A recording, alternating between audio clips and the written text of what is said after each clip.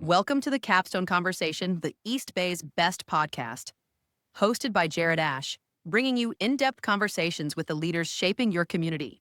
Today, we are going to be talking about how information in our local communities is changing, how to successfully follow what is happening in your city, as well as cities or special agencies around you, and cut through all of the news, cut through all of the social media, and just understand what is happening within each community. I am joined by a friend, Jonathan Bash with Locunity.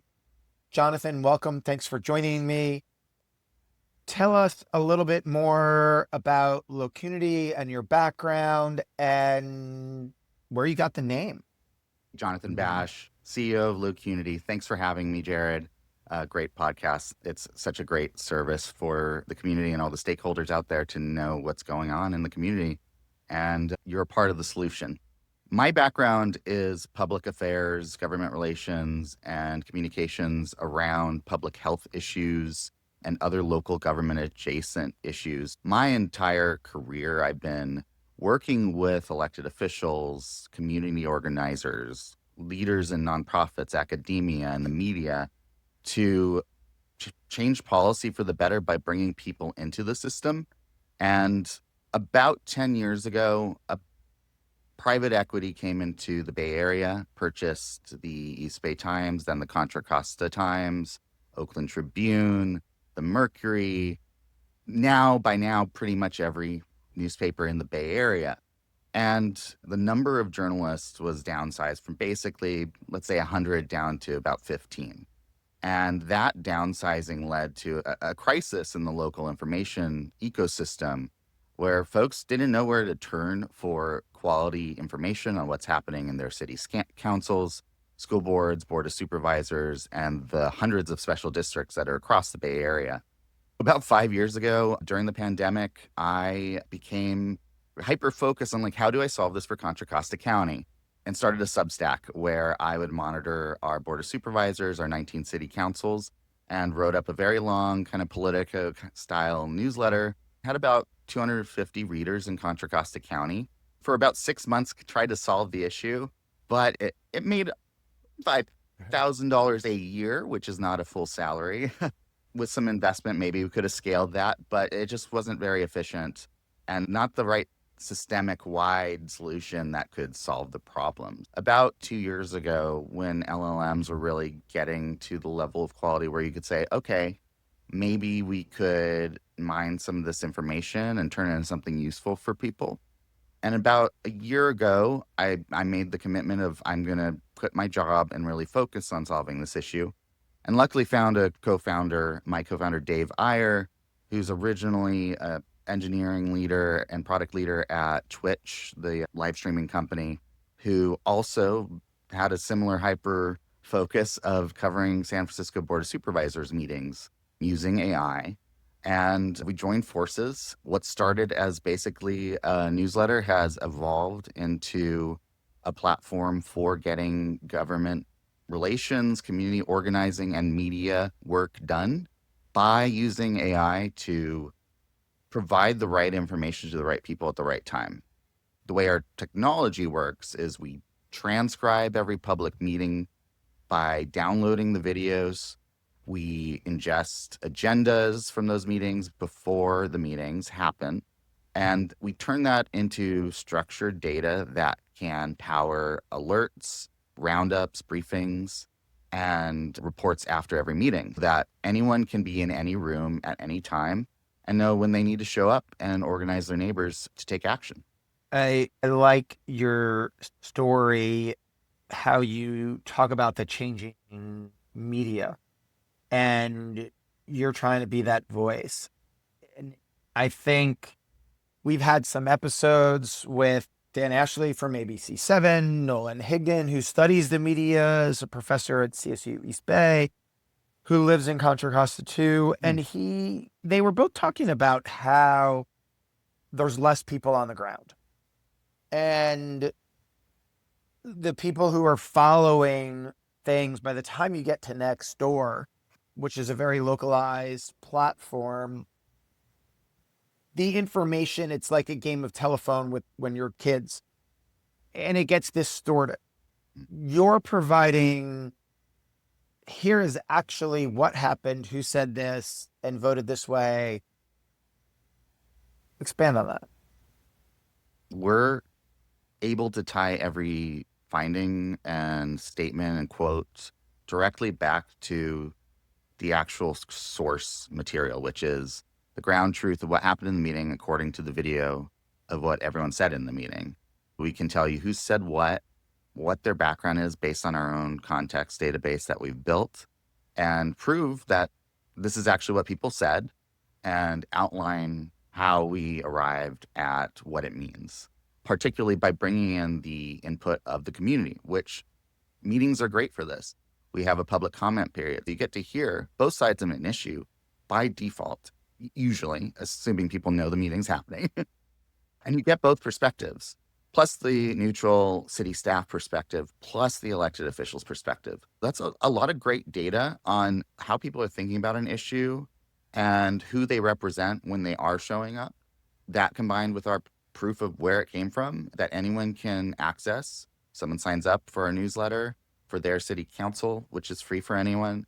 They get their newsletter, but they also get access to a video there. You can click on the agenda, watch it, see that they actually said it.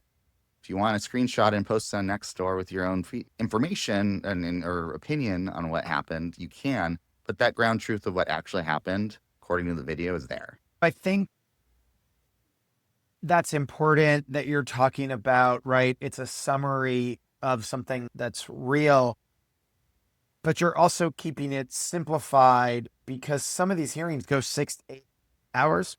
I think that's important, how you're helping summarize that, but you're pointing people back to. Right. And the next step we take for organizations who partner with us, the newsrooms, the folks who actually have to show up to these meetings and then report what happens or act on what happens. We use our AI to also identify what's relevant to your beat or your focus as a policy. If you are the health reporter, you can set it up so you get your own roundup of all the public health policy decisions in the Bay Area, for example. And then it prioritizes it for you so that you can say, oh, these are the 3 that might be a good story to pitch my editor. I'm going to go with this one. And you can deep dive into the information using our transcripts and data and all the documents that are public and turn that into something really useful really quickly, where that would have been something that would rely on a source flagging it for you or it lighting up on a Nextdoor or Facebook group. But those are inherently biased. It's not a representative of exactly what may actually really matter to the community. It's what a handful of people thought came out of that meeting, but brings more information out to the top while also helping people focus on what really matters for what they're trying to do, which makes it possible for them to do more news, to do more advocacy, to do more good work in the community, without wasting time sitting through those 8-hour meetings and maybe not even getting one story out of it. I think that's an important message too, not just about the product, but when you talk to journalists, they say they're always looking for content. They don't want just everybody's pitch idea. They're looking for something, like you said, like that health reporter. They can't manage in Alameda, Contra Costa, and Solano counties. There's more than 50 jurisdictions and government agencies. Who else also talks about health? Water districts. Yep. Wastewater. They can help manage health related to all these things. All of that gets synthesized and flagged, making that reporter more efficient at tracking all of that and summarizing, like, hey, here are the threads. Here's 3 threads in a month that I want to pull on to find those stories. Exactly. And that's just something that wouldn't have happened before. You would have relied on a health advocacy organization to call you, or you would have relied on an oil company or a soda company or someone who's on the other side of the issue to show up and call you. But now you can just find it naturally, organically, when you need to know. And that can be really transformative for the information ecosystem. Not only can the residents find out what's happening for themselves using what we're offering or what others are offering, but also they have access to better journalism because the journalists now have essentially a fleet of researchers working for them instead of one person just grinding out one story a week potentially. How is this being utilized? I want to keep expanding on this topic of changing journalism because I think that's important. Yep. Could you just maybe expand on your vision for how this talks about that? You're talking a lot about truth, fact, but maybe expand on that shifting media narrative a little bit. I think with the implementation of large language models over the next few years, and unfortunately the decline in clicks to news websites, and also the decline of use of social media, there is a trend of younger generations not wanting to participate in social media. Our previous information paradigm's totally going to change in the next 5 years. We're going to lose a lot of more journalism. We're going to potentially see a decline in social media participation. And I think we're eventually going to see a revert back to more in-person events and opportunities to build community, which is all very good.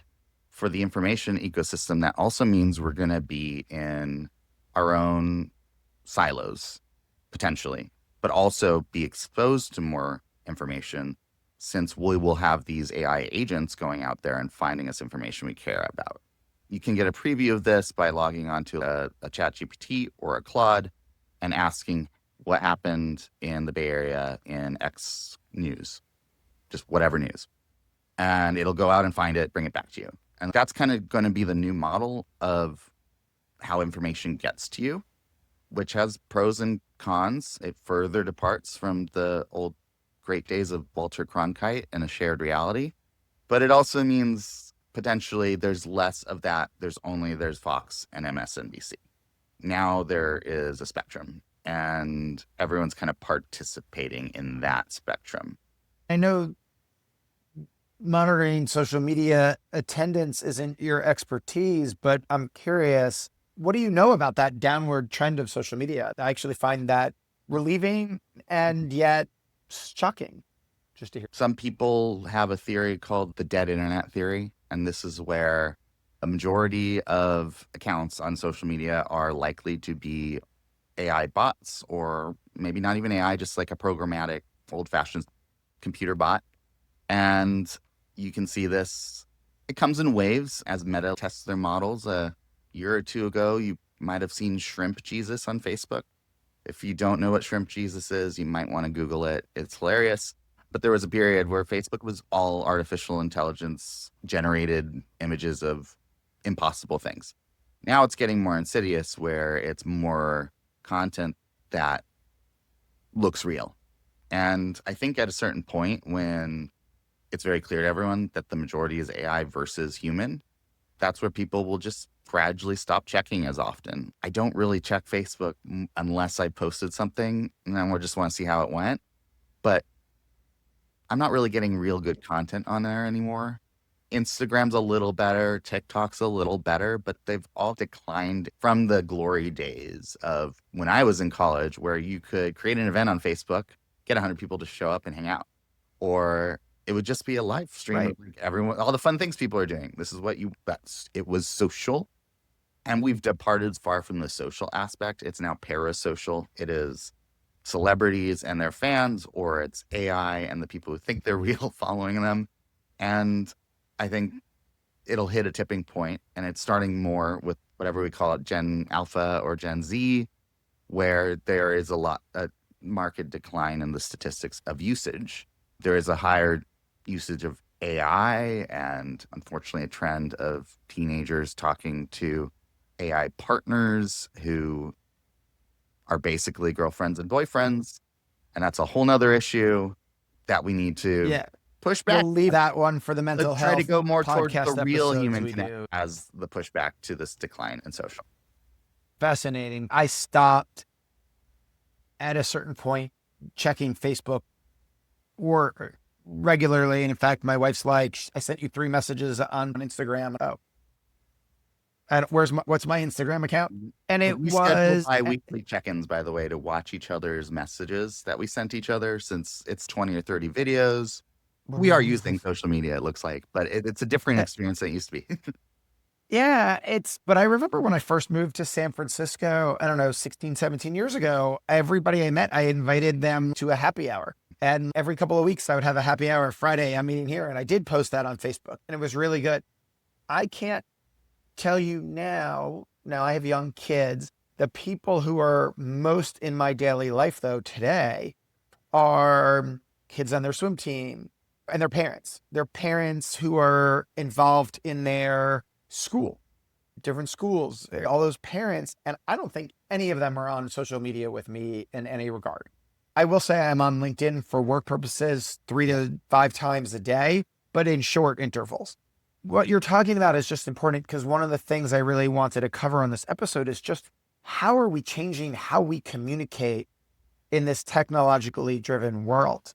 You've done a good job of just pointing that out and stirring growth on the conversation. Thank you. It's been a challenge. A year ago, no one understood what I was talking about. Our messaging has changed, and I think the greater understanding in society has changed as well. Let's look at your company as an AI tech startup. How fast are you growing? You talked about starting in Contra Costa and San Francisco. How quickly are you bringing on, and you're covering every jurisdiction. You're covering 5 water districts and BART and county and all these cities, et cetera, transportation agencies. Talk through, how do you expand into additional geographies? How rapidly your tech is changing? There is a cost to obviously generating this. AI tokens are going down in price, but they might go back up. It's a weird market. That's a whole nother conversation on whether it's a sustainable market. But in the short term, we are being very responsible and sustainable. We find clients who need geography. We turn on that geography, then that makes it available to more folks. If we were to get a huge grant or a huge investment, we could expand faster. But for every meeting, we have to process a lot of data.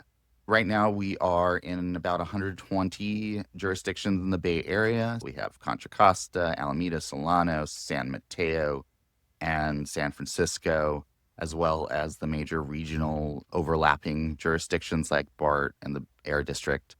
We're also in Louisville, Kentucky, since randomly they heard about it and a city council member there thought it would be really useful for their city. It's word of mouth, it's gradual, but at some point it will be all at once when there is a critical mass. We just need one very large client who can afford all of California, and then we can turn that on for everyone. Ultimately, our strategy is to get to all 90,000 jurisdictions in America and beyond, potentially. We're starting to get requests for coverage of United Nations meetings. And if that becomes a line of business, then we also will be covering the European Union and beyond. This could become a pretty amazing data center and also a great way for people to get all kinds of news, not just what's happening in their own city, but also make international relations more digestible, since no one understands what the heck's going on there. More data, more access. I think we'll have better outcomes as our leaders have more information at their fingertips, as our communities have access. And together, that will lead to better policy outcomes. I want to talk about the data use and the energy use.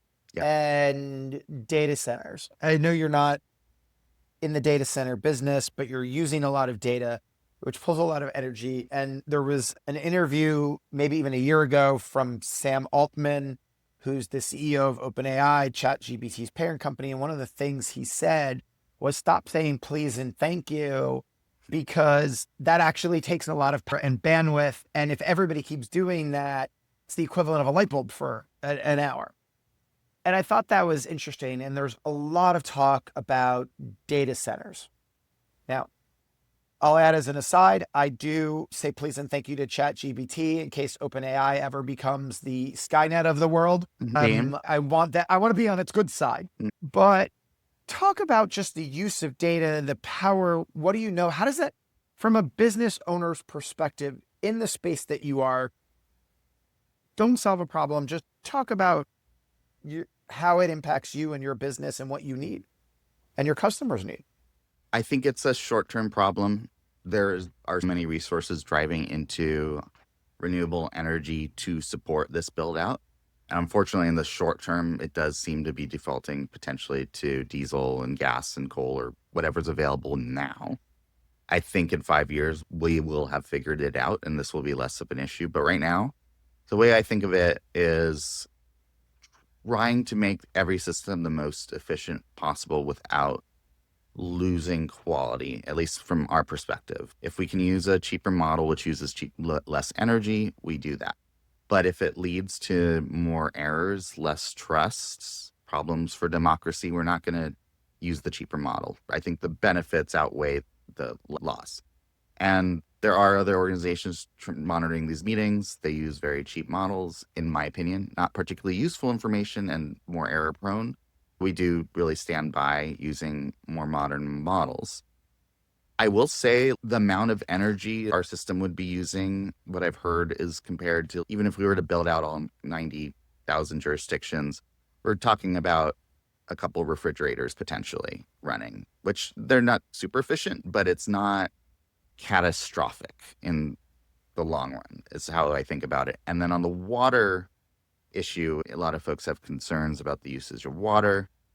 There are a few solutions that could start bubbling up, like waterborne data centers. There's a ship in Stockton, for example. It's a data center on a barge, and there's only one in the world. It's in Stockton. It's right down the street, basically, for us.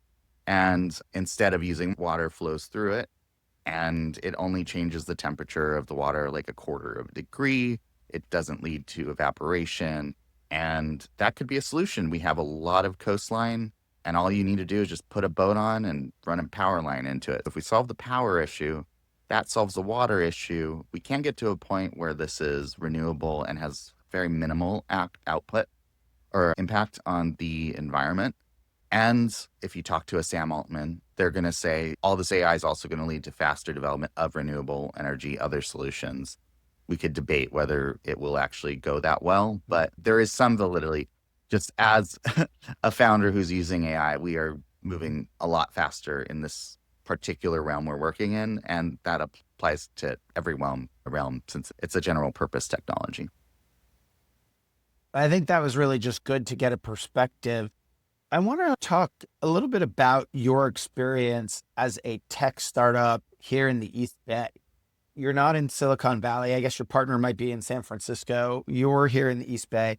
Just talk about, you had this idea, you wrote a business plan. How have you gone about and raised capital, launched your business, get your first customers? Take a few minutes. Tell us about your journey here. We don't do business plans in startups. I'm sad to report. You're meant to test and iterate and experiment and move fast. A business plan. Fail fast is what John Doerr said. And I did those first 6 months. But now we found our stride.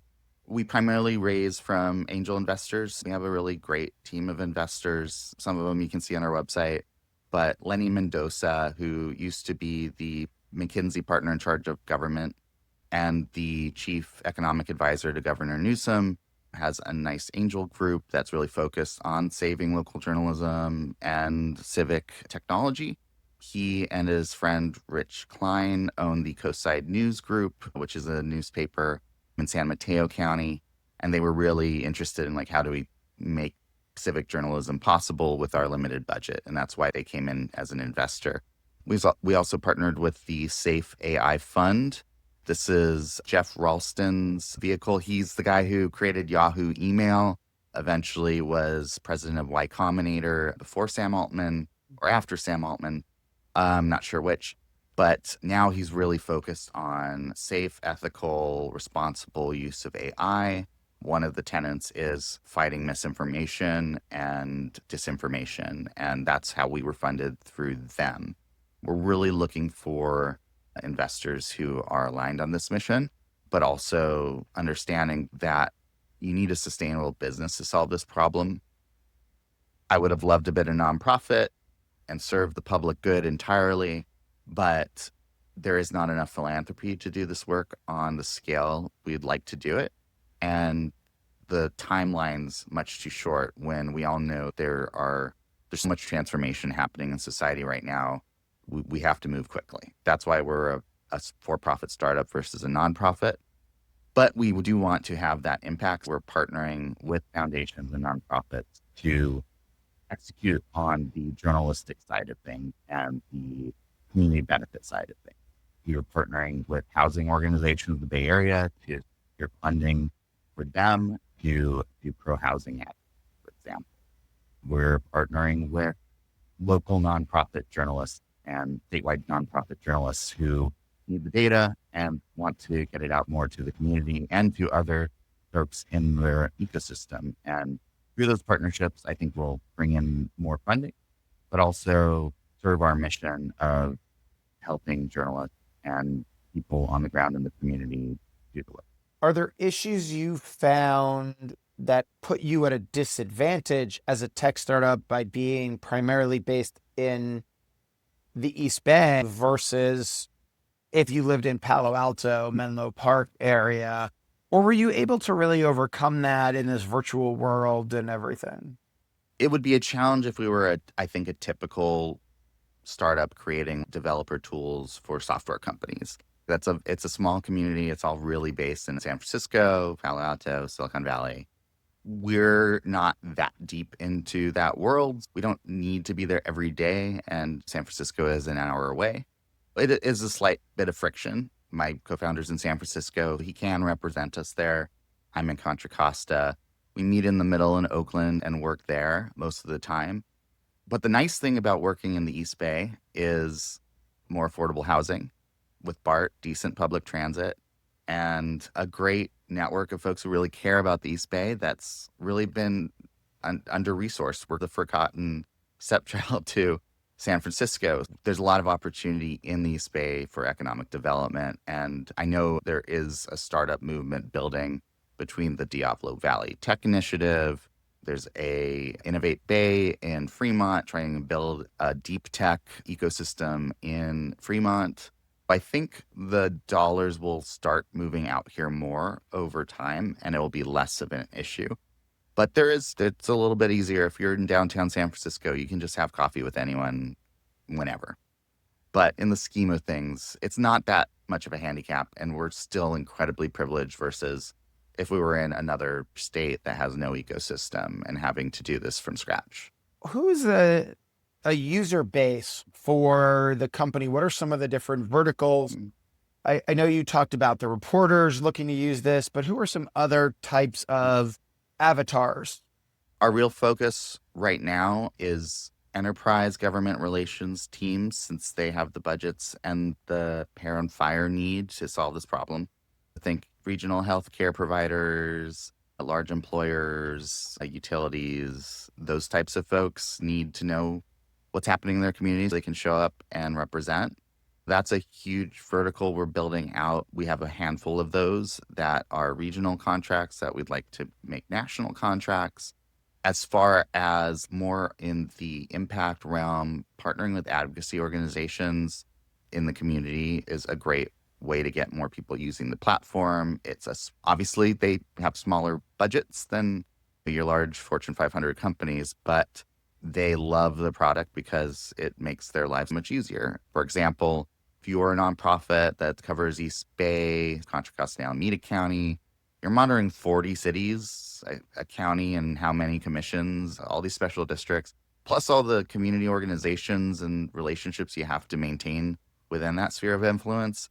It's a lot to take on. Being able to log in and get a report on all the meetings happening next week, and that you only need to show up to 3 of them, is incredibly helpful versus having to manually every Friday evening when cities dump this data, going through 40 agendas hand by hand just to find the one little nugget you need to act on next week. That's big. And then journalism is my passion, but unfortunately they do not have the budget for this. Even if we basically provide it at cost, it's still a hard conversation.